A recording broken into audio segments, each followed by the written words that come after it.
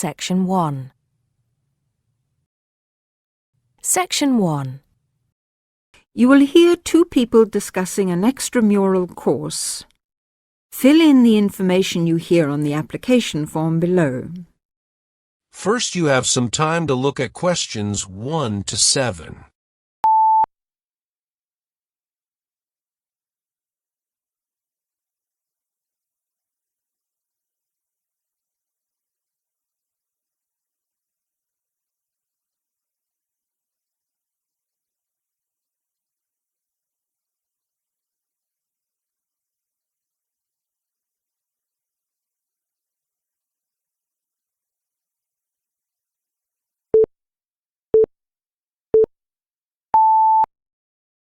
Now listen and answer questions 1 to 7. Now, here is the conversation. Hi, Jenny. What are you doing down here? Oh, hello, Steve. Well, I'm trying to fill in this form, but I'm having a bit of a struggle as I sprained my wrist playing tennis yesterday. Don't worry, I'll do it for you. Let's have your pen. Right, fire away. Let's see. I want to do the drama and theatre studies. I'd like to get the certificate. The course number is 60201. No, sorry, 202. It seems to be on Thursday at 7:30. Yes, well, we don't have to put all that down. Now, I suppose we can call you Miss? Don't be funny, and spell my name right. Well, if you'll have a name like Jenny McPherson, let's see, it's M-A-C. No, big M, small c, no A. Right, M-C-P-H-E-R-S-O-N. Yes, okay, and don't forget it's a capital P, McPherson. Now, what's your address? Well, I've just moved, so it's 6 Westway Avenue, Longford. Hang on, don't go so fast. 6 Westway Avenue where? Longford. What's next? Your phone number, daytime and evening. Well, I've only got one, as we can't have calls at school in the daytime, so put down the evening one. 605-4829. 4829, OK. And you're a teacher. How old are you? 29? Wish I were. No, 32. Do they want my date of birth? No, don't seem to. Just age. Before the talk continues, you have some time to look at questions 8 to 10.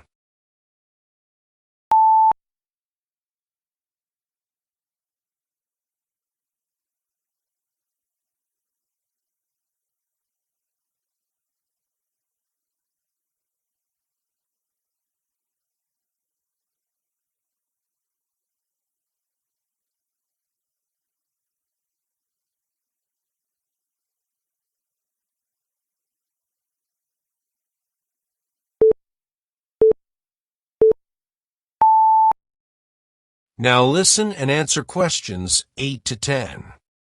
How about educational qualifications? Well, I've got a degree in English literature and a diploma in media studies. Media studies, right. Now, have you ever done any of these extramural courses before? No, don't think so, although I did do something on psychodrama once. But no, it wasn't extramural, was it? That seems to be it, except for the fee. Yes, well, that's the same for all the central courses. I think £25. I suppose I have to include it with this form.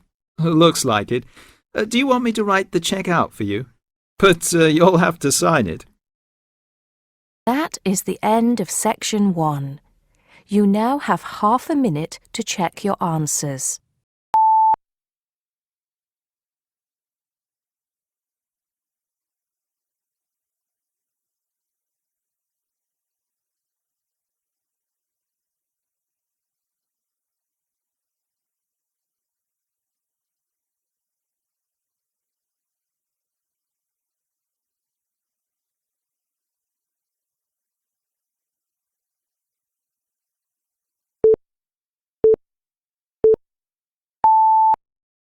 Now turn to Section 2. Section 2. You will hear a talk on the radio about grass roofs. First, you have some time to look at questions 11 to 13.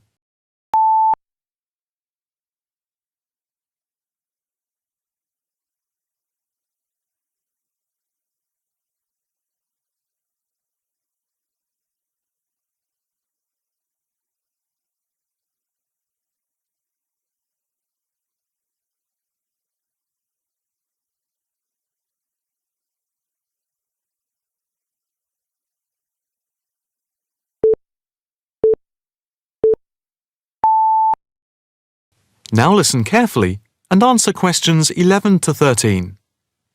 And now it's straight into the eco hotspot for today's programme.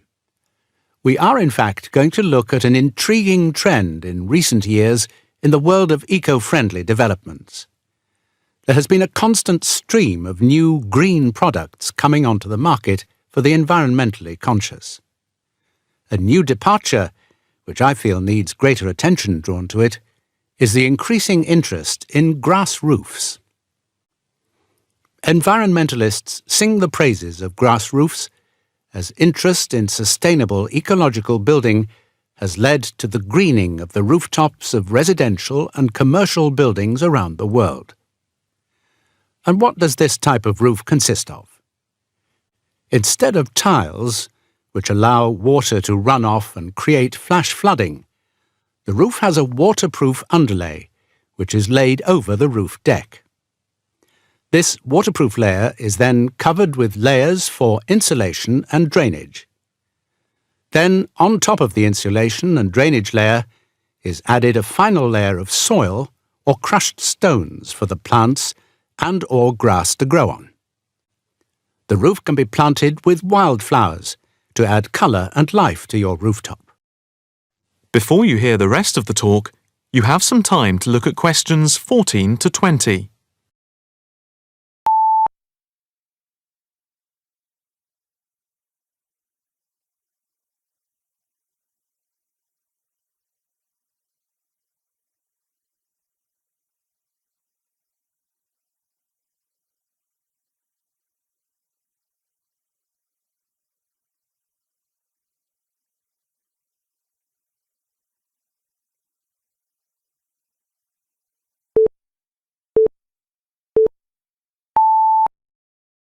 Now listen carefully and answer questions 14 to 20.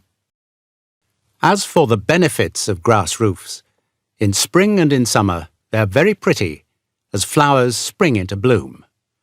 Moreover, in summer, grass roofs are of particular benefit in cities because they keep any building cool by reflecting the sun's rays. In winter, the grass roofs insulate the building, helping to prevent heat loss. The roofs require little maintenance and are better than any other roofing material. They encourage biodiversity by attracting bees and birds, and they absorb water runoff, which helps prevent flash flooding. In fact, the gravel layer retains 71% of the rainwater that falls, thus helping to prevent flash flooding. In winter, the brown soil is a bit more evident, which can look unattractive if the roofs are not tended carefully. But that is a price worth paying, and I would say that they come highly recommended by those who have them. If you compare grass roofs with tiles, the latter do certainly look very tidy, but at a price to the future of the planet.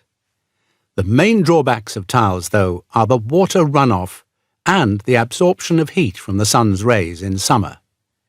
So, if we are to save the planet from the ecological point of view, tiles do not come recommended. The only roof that I can think of which has similar ecological credentials to the grass roof is the thatched roof. Thatched roofs are good insulators and very attractive, but very pricey and not ideal for cities. How can we make more of our roofs green? That is, how can people be persuaded to install grass roofs? The World Green Roof Conference in Australia was a very good start. At a grassroots level, The best way to raise the profile of grass roofs is to make them trendy by highlighting them in fashionable magazines, so that people begin to feel that they cannot do without them.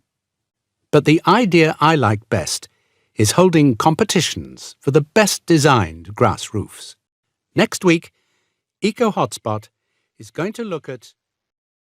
That is the end of section 2. You now have half a minute to check your answers.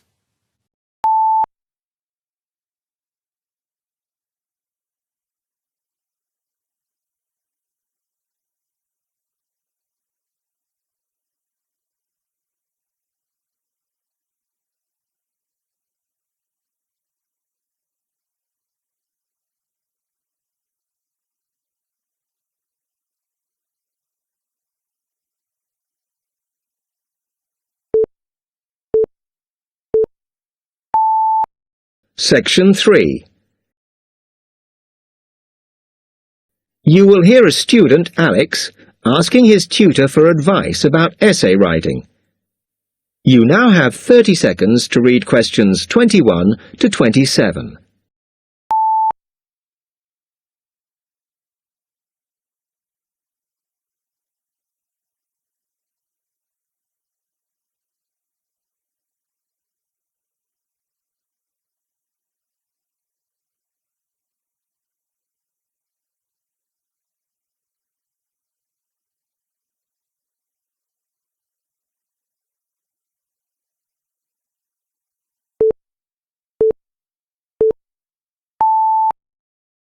Now listen and answer questions 21 to 27. Hi, Alex. Come in. I gather you wanted some help with writing essays. Yes, I'm finding this first term difficult, and I'm worried about the assignments we have to do for January. Well, let me see if I can help. You shouldn't panic about it, because essay writing is a very straightforward process, really. What it involves is organising the information that you want to include. You shouldn't have more than you can easily manage within the word count. Make sure you haven't got too much or anything irrelevant. You need to look at that and work out what you need and what you don't need before you start. And then you just have to think about how you're going to put forward your argument. Oh, that sounds very straightforward when you put it like that. But I'm worried I haven't got the necessary skills for writing an effective essay, because English is my second language. Well, perhaps you misunderstand the skills you need. You need to be able to analyse your data, and then I would say the skills of interpretation and expressing yourself are important. Perhaps it's this last one that bothers you, but the more essays you write, the more you will develop these skills. Yes, and I don't quite know how to improve at that. Though, as you say, I know practice will help. And I need to make sure I've got everything ready before I start. Yes. What is vital to good essay writing is preparation. So make sure you build in enough time to do the research you need. Are there any other sources I can use to help me with essays? Yes.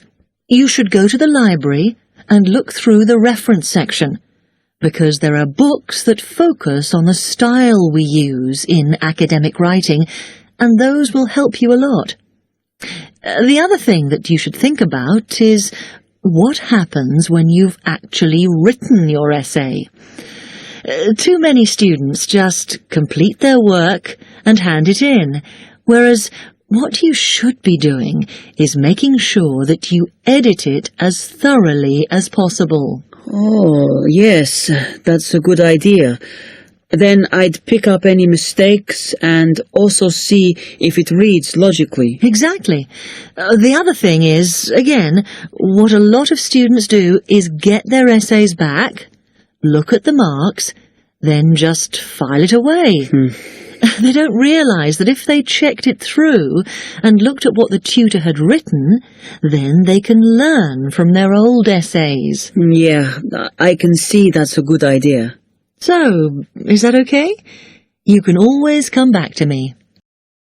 Before the talk continues, you have some time to look at questions 28 to 30.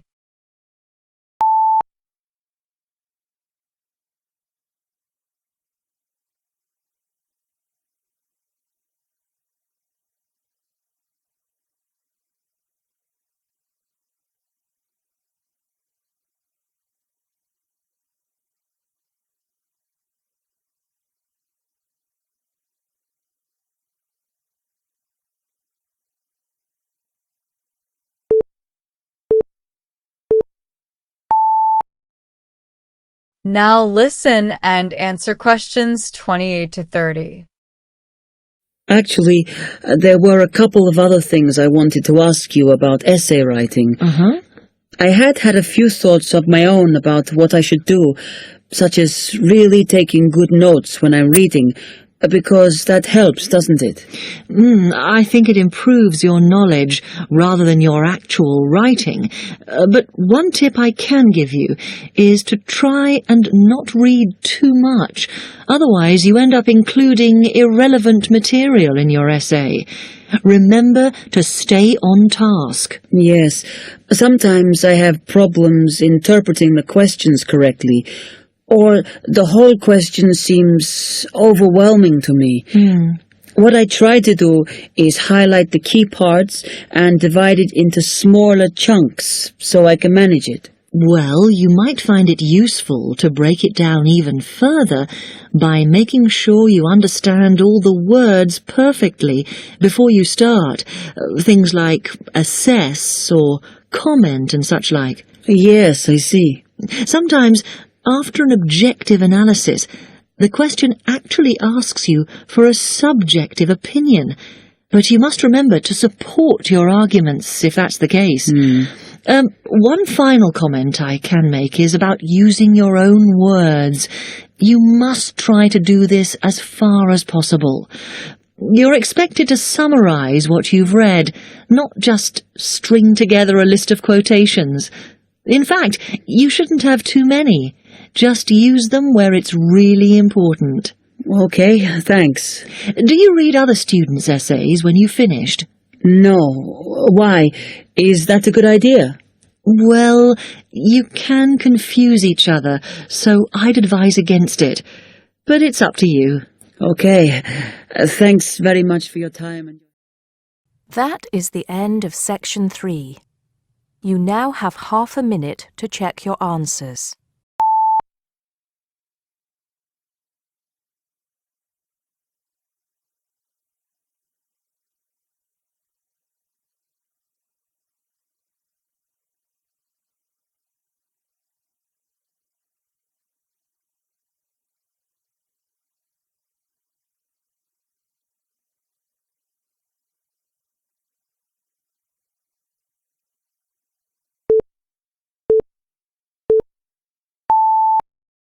Section 4. You will hear part of a lecture about factors you should consider when creating advertising materials and the effects they can have on your product sales. First, you have some time to look at questions 31 to 40.